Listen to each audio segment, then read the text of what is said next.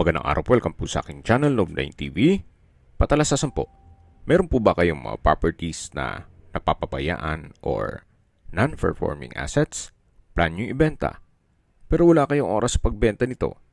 Kung ito'y pagkakatiwala nyo po sa amin, tawag lang po kayo sa aking numero, usap po tayo, gawin ko po ng video for free. Yes, libre po, wala po kayong babayaran. Tutulungan pa namin kayong mabenta ang inyong property. Kami na po bala sa marketing, sa boosting or paid ads. Even sa tripping, hindi na po kayo mapapagod sa pag-entertain ng mga buyers. Kami na po bala sa lahat. Tawag lang po kayo.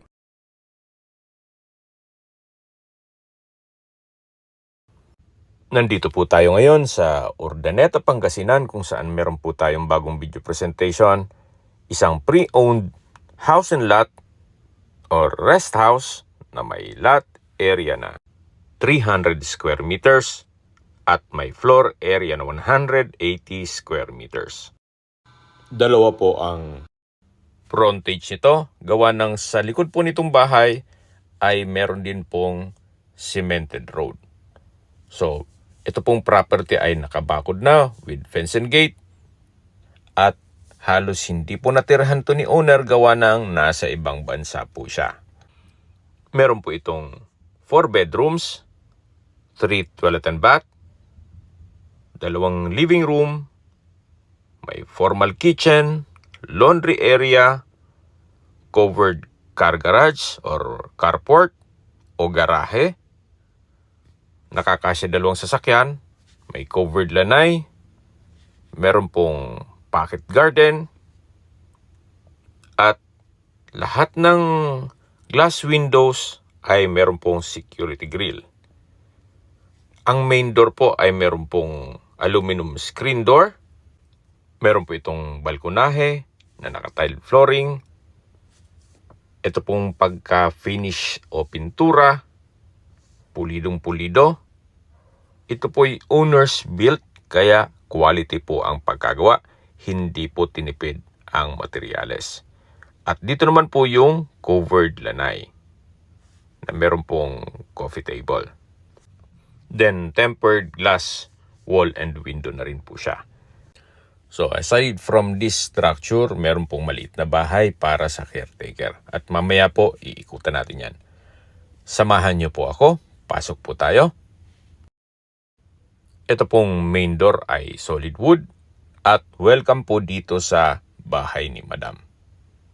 Napakaliwalas, napakaganda ng disenyo. Premium tiles po ang ginamit dito sa flooring. Naka-ceiling cove design, may pin lamps. Meron pong customized windows. Mula naman po dito, check po muna natin itong first bedroom. Kung meron man po kayong PWD or senior citizen sa pamilya, ito po yung para sa kanila. So ito po yung master's bedroom na meron pong living area. Napakalaki po ng espasyo. Naka-ceiling cove design, may pin lamps. Meron pong malaking sliding glass window na may security grill. Maayos naman po ang pintura ng ceiling at wall, pulido.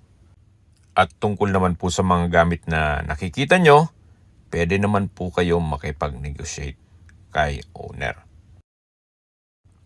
Lipat po tayo dito sa kabilang side nitong kwarto kung saan meron po itong walk-in closet and drawers. Naka-soft close hinges po yan. At mula naman po dito, ito naman po yung toilet and bath. Napakalaki ng espasyo.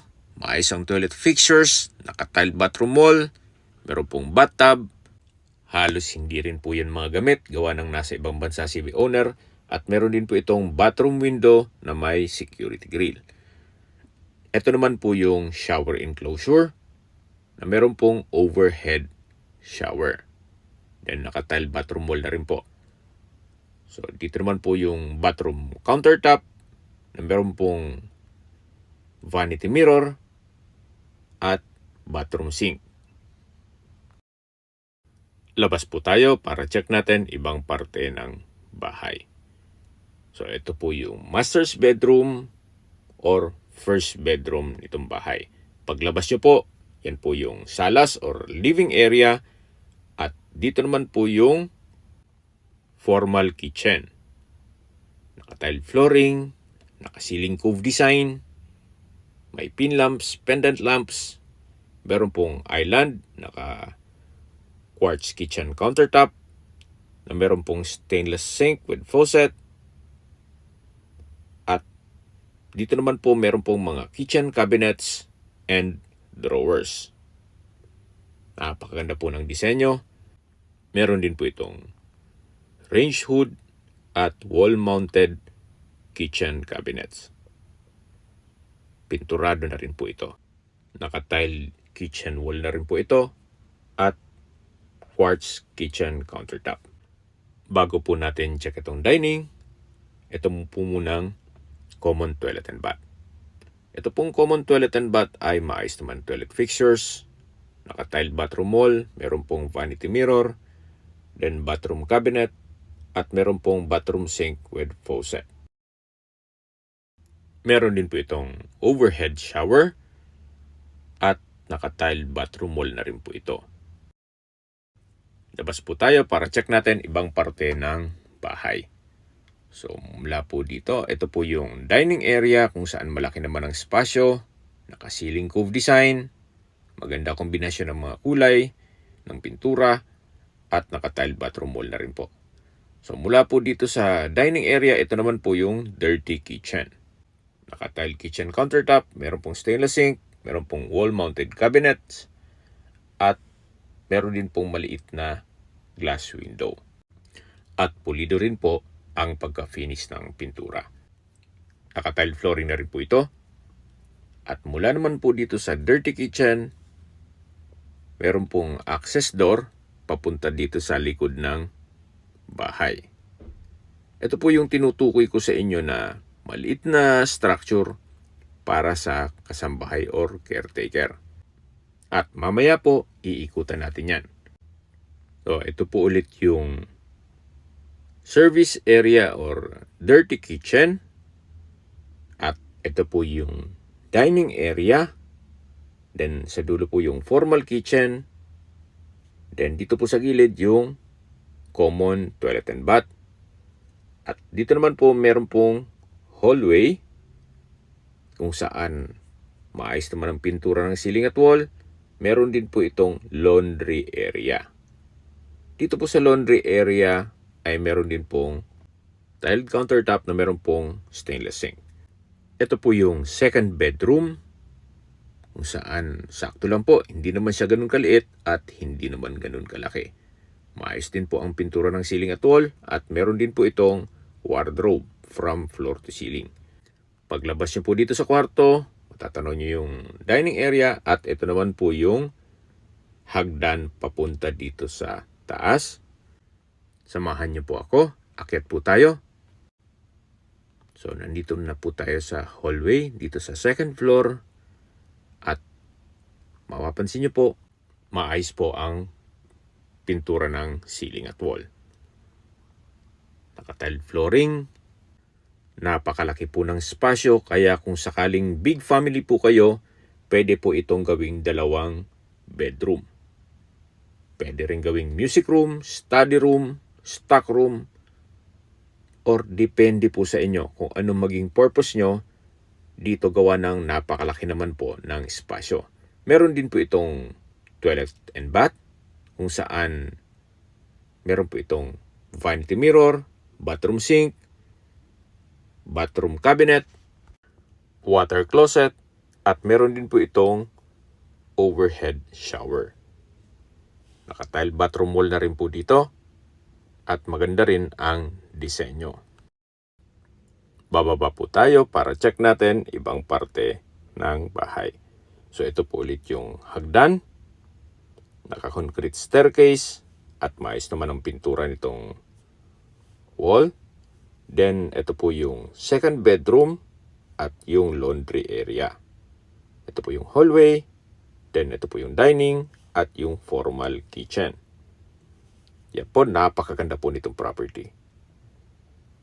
Gaya po ng nasabi ko sa inyo, ito'y pre-owned. Gawa ng nasa ibang bansa po si owner. Sa ngayon po, mache-check na natin itong maliit na bahay para sa kasambahay or caretaker. At ito pong maliit na gate na nakikita nyo, yan po yung tinutukoy ko na another frontage. May daan din po dyan or concrete road.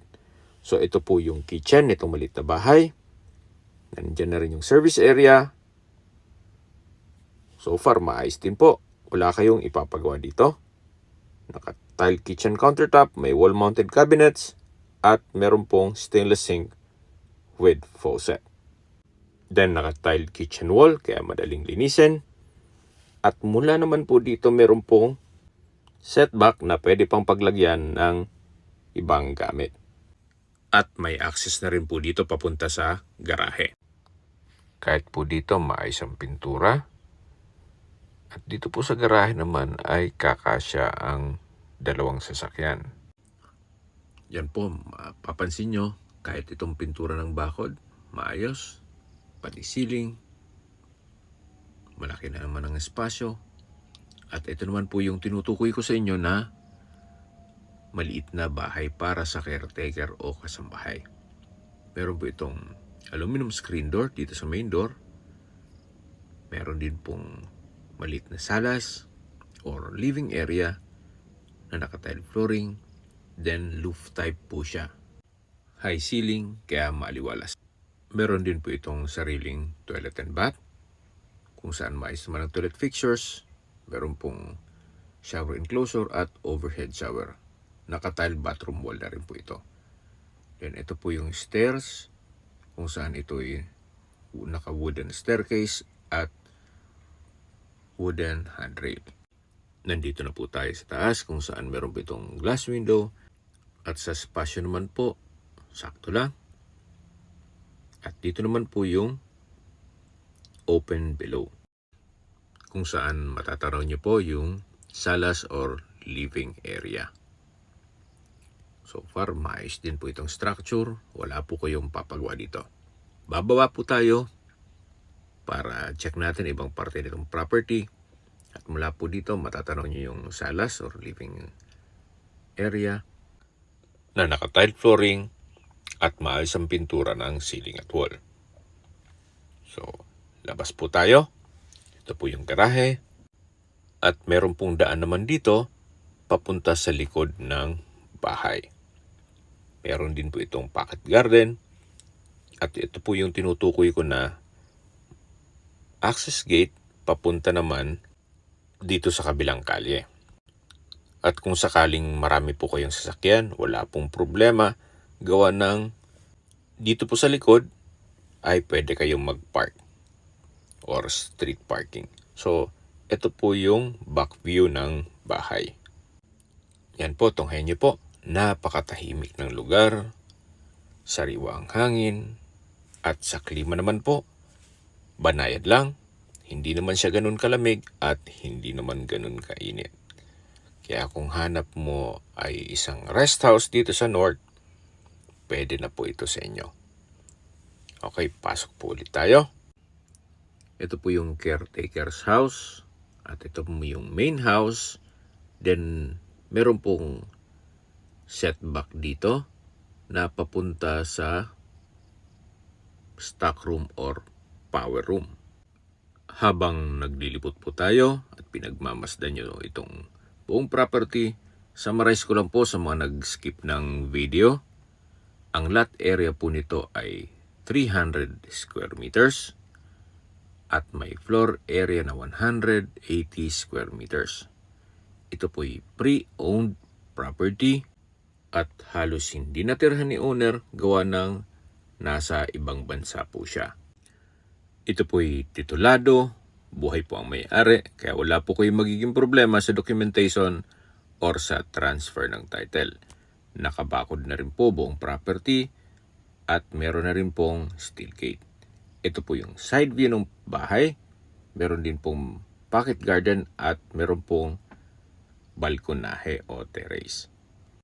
Meron po itong 4 bedrooms, 3 toilet and bath, 2 living room, may formal kitchen, laundry area, dirty kitchen, at meron pong nakabukod na bahay para sa kasambahay o caretaker. Nandito po ulit tayo sa master's bedroom na may living area. Napakalaki po ng espasyo at maayos naman po ang pintura ng ceiling at wall. Ito pong property ay ready for occupancy. Kaya once na maibigyan nyo po ito, ang kulang na lang po ay kayo at ang gamit nyo. Ito naman po yung from floor to ceiling na wardrobe or walk-in closet at meron po itong sariling toilet and bath na meron pong bathtub. Naka-tile bathroom wall na rin po ito at meron pong shower enclosure at merong overhead shower. Maayos naman po ang toilet fixtures at meron po itong bathroom countertop and vanity mirror. Yan po, lalabas po tayo para check natin ibang parte nitong bahay. Bali po, itong ginagawa ko ay recap na lang. Gawa na yung iba po ay nag-skip ng video.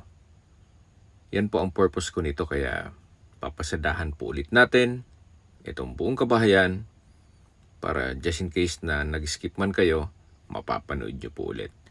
Ito po yung common toilet and bath, maayos naman toilet fixtures, naka-tile bathroom wall, at meron din po itong overhead shower.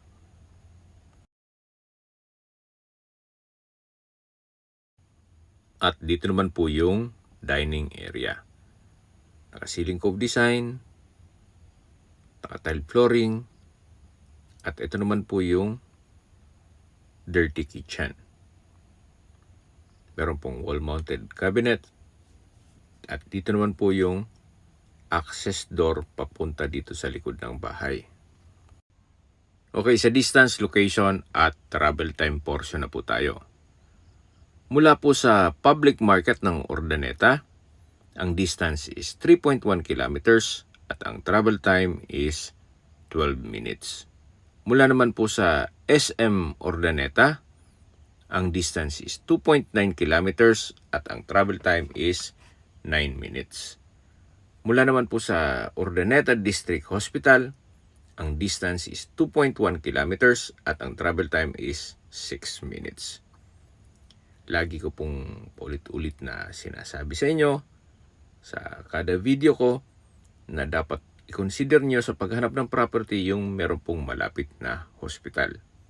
Hindi ko naman po sinasabing sakitin kayo, kundi yan naman po ay for emergency purpose lang po. At mula naman po sa Urdaneta University, ang distance is 4.4 kilometers at ang travel time is 14 minutes. Nandito na po tayo sa second floor, kung saan ito po yung tinutukoy ko kanina na pwedeng gawing 2 kwarto. So pwede po itong gawing study room, music room, or stock room. Meron na rin po itong sariling toilet and bath, maayos naman ang toilet fixtures, at naka-tile bathroom wall na rin po. Mapapansin nyo po, napaganda ng mga materyales, even itong pagka-finish, pulido, kaya hindi po ito tinipid. Kaya po you might consider this property, especially kung pagbabasyan mo ang construction cost sa ganitong pagka-finish, panalo na po ito. Or good deal na po. Okay, sa presyo na po tayo. Binebenta po ito ni owner sa halagang 9 million pesos net. Kung may mga katanungan po kayo o gusto magpaset ng tripping dito sa property ito, tawag lang po kayo sa aking numero. At sa mga kababayan naman natin nasa ibang bansa, meron po akong Telegram. Sa mga iPhone user naman, meron pong iMessage. Meron din pong Imo, Skype, Viber at WhatsApp. Same number lang po, 0917-316-3399. Sa mga nagtatanong naman po ng aming Facebook, meron po aming Facebook page na Nov9TV at Facebook Real Video. Meron din pong TikTok at Instagram. May ibang YouTube channel po kami, the Nov9TV channel, Nov9TV Listings, Nov9TV On The Spot, Nov9 TV Updates, at Nov9 TV House Rental. Sana po naibigyan nyo ang video presentation. Paki-like and subscribe na lang po sa aking channel para ma-update din po kayo sa aking future listings. Kung sakali po hanap nyo yung mas malaking sukat ng lupa, meron din po kami ibang listings na pwede nyong pagpilian. Huwag po kayong mag-atubiling tumawag sa amin. Then, let us know your budget para malaman namin kung anong property pwede naming ilog sa inyo. Sa lahat pong viewers, subscriber at nagtiwala po sa amin, salamat po sa suporta. Ingat po kayo lagi at yung pamilya. Maraming salamat po.